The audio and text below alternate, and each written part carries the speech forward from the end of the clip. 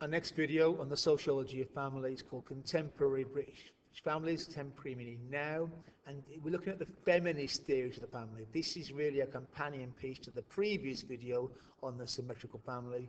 This is the feminist sociology's answer to the symmetrical family theory, saying it's wrong.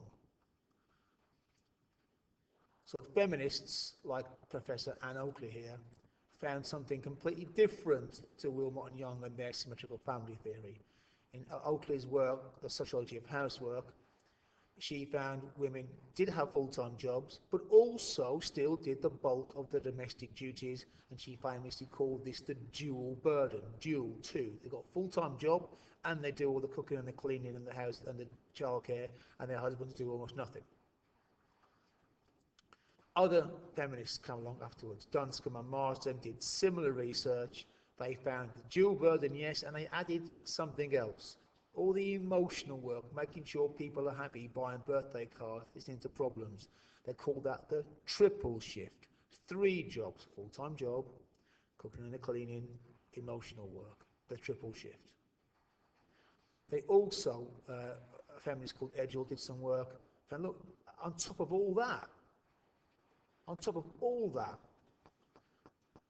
men still make most of the important decisions in the family. The woman might decide what birthday card to buy, the man will decide where we're going to live. The woman might decide we're going to have a dinner that night, the man will decide what car we're going to buy.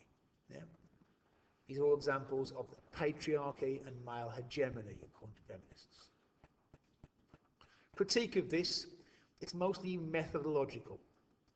Oakley didn't study very many women. The samples are quite small.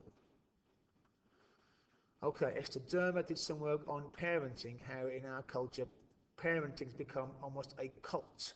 It's become a very important job in its own right, and that's very new. The idea, when I was a kid, I don't remember hearing the word parenting.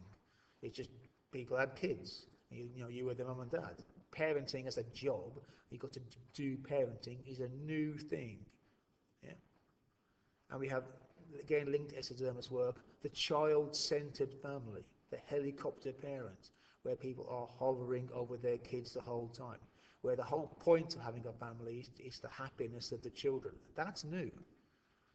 In our culture in the past, the children were no more important than the adults, and now it's seen as a much bigger thing. Now, linked to that, linked to these extra rights for kids, the idea of rights for kids is also new, are the restrictions upon them. Kids have much more freedom in the past. They're not much worries by parents. So parenting has changed a lot. The point of families has changed a lot.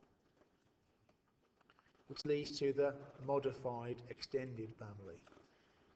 It really is a fancy way of saying grandparents playing a much larger part in kids' lives.